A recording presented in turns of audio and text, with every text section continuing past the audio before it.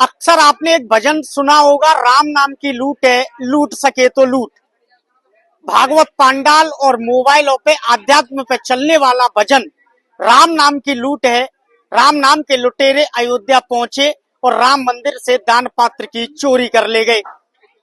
200 करोड़ से अधिक रुपए का धन राम के घर से चोरी हो गया।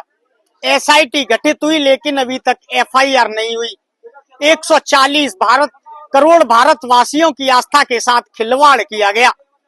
140 करोड़ भारतवासियों ने, जिन्होंने अपनी पाई पाई जोड़कर अयोध्या में राम मंदिर निर्माण के लिए संकल्प लिया और 500 साल बाद राम जी को टाट से ठाट में लाने का काम किया, कुछ चोर आए और राम जी के उस धन की चोरी कर ले गए। हमारे साथ में व्याकरणाचार्य और व्यासपीठ पर विराजमान आचार्य पीयूष कौशिक जी महाराज हैं। इनसे विस्तार से चर्चा करते हैं, क्योंकि कहीं ना कहीं धर्मपंथियों को, धर्म अनुयायियों को चोट पहुंची है। आचार्य जी, चैनल पर हार्दिक स्वागत है, अभिनंदन है। आप लोग भजन गाते हैं, राम नाम की लूट है, राम के घर में लूट हो गई। जी, सभी भक्तों को जय श्री राम, जय श्री राधे। आप सभी भक्तों को बताएं, राम जी के मंदिर से जो चोरी हुई है, पहली बात तो ऐसा होना नहीं चाहिए, क्योंकि राम जी जहाँ पर विराजमान हो गए, राम राज्य की स्थापना का मतलब है कि दुष्ट नहीं होने चाहिए, आताताई नहीं होने चाहिए, चोर नहीं होने चाहिए, लुटेरे नहीं होने चाहिए। राम राज्य की स्थापना का मतलब है राम राज्य बैठे त्रैलोका, हर्षित भये गए सब शोका। राम जी जब राजा बन गए तो त्रिलोकी में खुशी की लहर दौड़ गई और जो लोग दुखी थे वो सुखी हो गए। तो पहली बात तो जहाँ पर राम जी बैठे हैं वहां किसी चीज की कमी होती नहीं है। दूसरी बात, राम मंदिर से ही चोरी कर लेना अब कलयुग में आ जाए, वो तो त्रेता युग की बात। राम राज्य बैठे त्रैलोका, हर्षित भये गए सब शोका, त्रेता युग की बात है। ये तो कलयुग चल रहा है। यहाँ तो राम मंदिर तो छोड़ो, राम जी मिल जाए तो उनको भी ले जाएंगे लोग। राम जी मिल जाए उनको भी ले जाएंगे। लोगों को लगता है चोरी करने से या फोकट का मिल जाने से हम धनवान हो जाएंगे।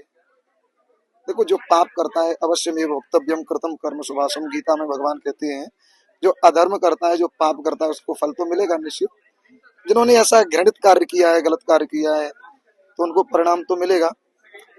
और वैसे भी बीजेपी सरकार है, योगी सरकार है, तो योगी सरकार से निवेदन करेंगे हम अतिशीघ्र उनको पकड़ा जाए, दंड मिले और मिलेगा निश्चित। आचार्य जी, धर्म बड़ा या धन बड़ा?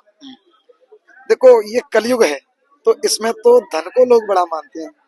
धर्म तो सर्वोपरि है। धर्मो रक्षित रक्षिता है। हम धर्म की रक्षा करेंगे, धर्म हमारी रक्षा करेगा। धन एक अलग विषय है। धन बहुत कुछ है, सब कुछ नहीं है। सब कुछ ईश्वर है और सब कुछ केवल परब्रह्म परमात्मा है। धन कोई बड़ी बात नहीं है। धन तो कोई भी कमा सकता है। कितने लोग धन कमा रहे हैं और कई तरीके से धन कमाया जाता है। सात्विकी धन अलग विषय है। चोरी डकैती करने से, फोकट से मिल जाने वाला धन, उसका नाश होता है, अंतिम में दुर्गति होती है ऐसे लोगों की, ऐसे धन की। तो धन तो बड़ा नहीं हो सकता है, बड़ा तो धर्म ही है। लेकिन कल युग है तो कल युग में तो लोग धन को भी बड़ा मान रहे हैं। आचार्य जी, त्रेता में भगवान राम राजा बनने वाले थे, मंथरा रूपी बुराई आई और भगवान राम को वनवास हो गया। 500 साल बाद राम राज में आए, धन रूपी डकैत आए, धन चुरा ले गए। राम पर आखिरकार मंथरा रूपी ग्रहण कब तक लगता रहेगा? देखो, आपको एक गहन बात बताएं, धर्म और अधर्म एक जोड़ा है। जैसे रात और दिन होते हैं, सुबह शाम होती है, जन्म मृत्यु होती है। धर्म का वर्चस्व तब है जब अधर्म दिखाई दे। अच्छा ही अच्छा होता रहे तो अच्छे की पहचान क्या है? और समझने वाली बात, जब तक बुराई सामने नहीं आएगी तो अच्छाई को लोग जानेंगे कैसे? हम किसी के अंदर अच्छाई देखते रहे, अपना अच्छा मित्र है, किसी से हमको धोखा नहीं मिले, तो सबको पता है कि वो सब लोग अच्छे हैं, लेकिन जब तक आपके साथ धोखा नहीं होगा, बुराई नहीं आएगी, गलत कार्य नहीं होगा, तो अच्छाई की पहचान नहीं होगी। तो यहाँ पर भी यही है कि ऐसे लोग तो पहले से हैं, होते आए हैं, होते रहेंगे, लेकिन विजय सत्य की होती है, सत्यमेव जयतम। सत्य की विजय हुई है और होगी, और जो कार्य कोई भी गलत करेगा उसको परिणाम मिलेगा। जिन्होंने ऐसा कार्य किया है उनको दंड अवश्य मिलेगा। केवल दंड ही नहीं, हमारी सरकार देगी वो अलग विषय है, लेकिन जो जगत सरकार जिसको बोलते हैं, परब्रह्म परमात्मा भगवान श्री राम, जो सबके कार्यों को कर रहे हैं, सब कुछ करने वाले हैं, वो दंड देंगे, वो अलग देंगे। एक दंड होता है, कहते हैं ना, जब भगवान मारता है उसकी लाठी में आवाज नहीं होती है, वो जब दंड देगा ऐसा लोग गिरेंगे, ऐसा लोग गिरेंगे, वो पता नहीं चलेगा। और देखा है आपने, ऐसे ऐसे जो लोग रामायण के बारे में बोलते थे, बुराइयां करते थे भगवान की, उनका पता भी नहीं है कहाँ गए। ना उनकी सत्ता है, ना सत्ता में तो आ ही नहीं सकते ऐसे लोग, और उनका पतन हो रहा है, निश्चित होगा। आचार्य जी, आपको भागवत कथा विरासत में मिली है, पिताजी भी आपके आचार्य हैं, लगातार भागवत का प्रचार प्रसार करते हैं, जितना हमें जानकारी है। मन में पीड़ा होगी, टीस होगी, गोरों से लड़े, मुगलों से लड़े, यौनों से लड़े, जाने कितने बलिदान हुए, पीढ़ियों का बलिदान हुआ, तमाम आस्थाएं जुड़ी थी और उस आस्था पर डकैती पड़ गई। एक व्याकरणाचार्य, एक कथावाचक अपनी टीस को कैसे बयां करेंगे? धर्म पर चोट हुई है। बिल्कुल निश्चित ये बात सत्य है, धर्म पर चोट हुई है, और हम सरकार से एक निवेदन करेंगे।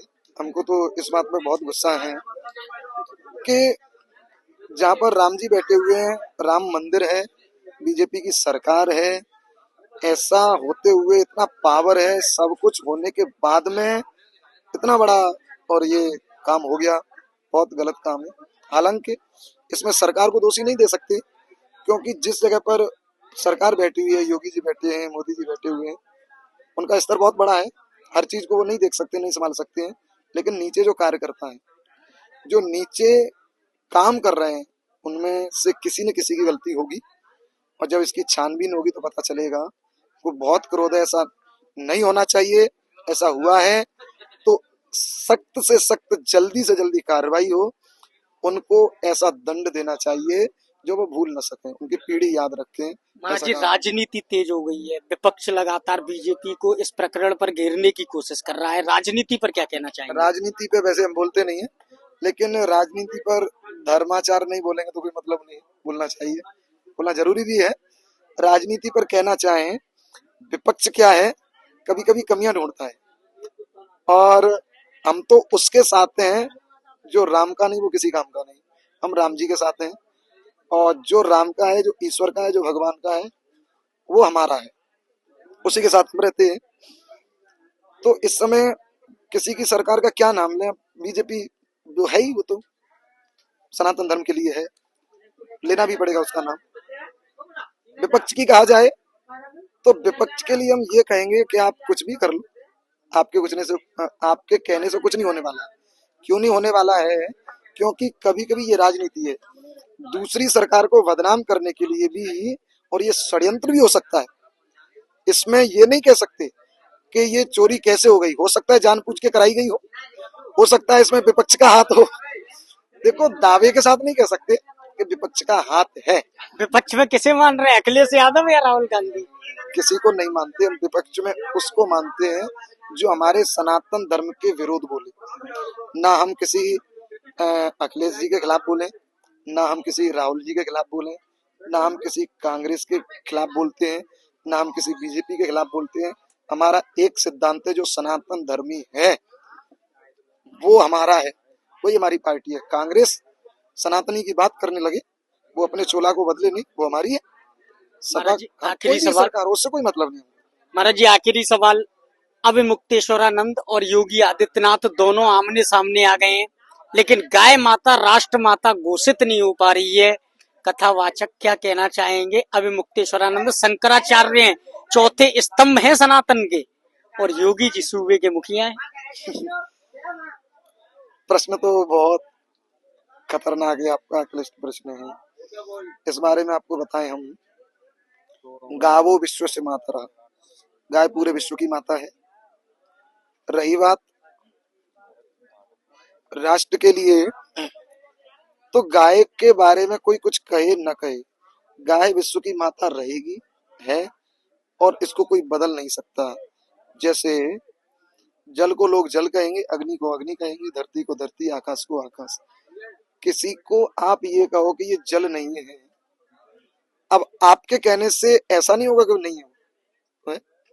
कोई लोग कहें कि ईश्वर नहीं है, तो केवल कहने मात्र से कुछ नहीं होता। वो तो गाय तो विश्व की माता है।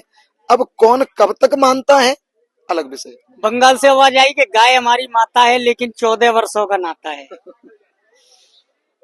ये तो बचने के लिए लोग करते हैं, अपना अपना लोग ये सोचते हैं हम किसी भी तरीके से बच जाएं।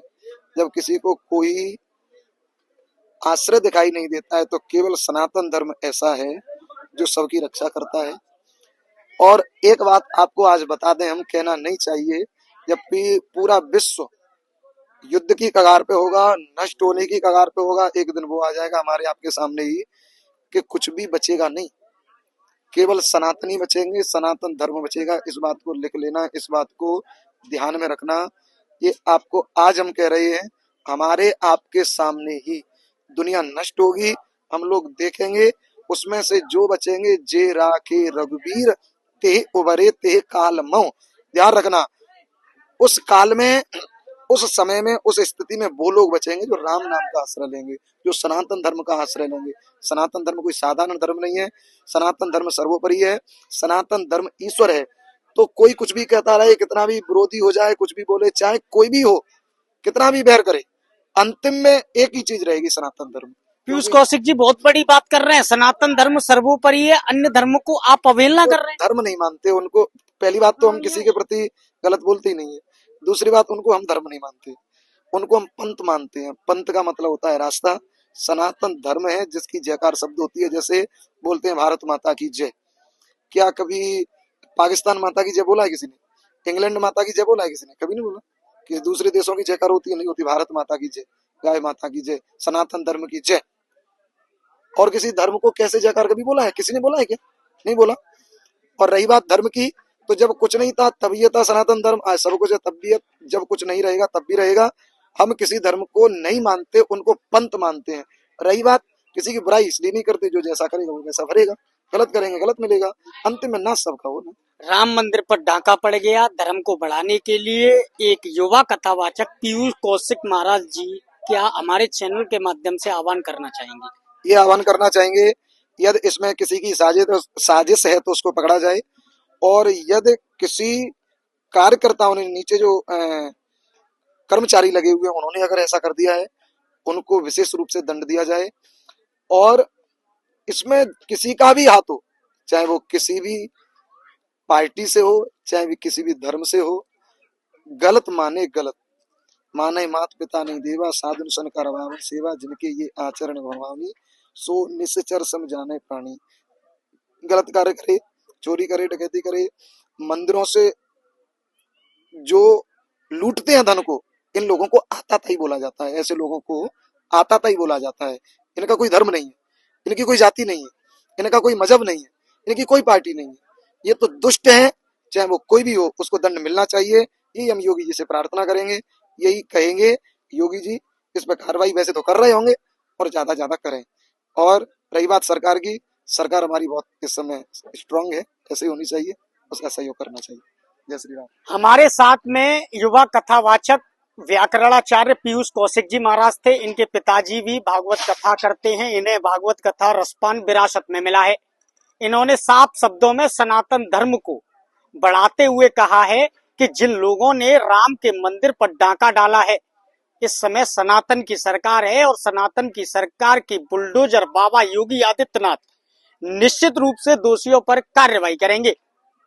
एसआईटी गठित हो गई है, लेकिन एफआईआर होना बाकी है। चंपत राय के साथ नृपेश मिश्रा और आदि अन्य नाम भी इस राम जी के डाके में शामिल हैं।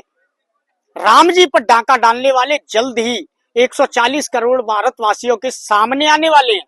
लेकिन जो आपने एक व्याकरणाचार्य, एक व्यासपीठ की टीस देखी कहीं न कहीं धर्म पर, आस्था पर गहरी चोट है। यह बात नहीं दोहरानी चाहिए, ऐसा कहना है व्याकरणाचार्य पीयूष कौशिक जी महाराज का। अपने कैमरामैन साथी के साथ शेखर पंडित, जन संदेश टाइम्स, आगरा।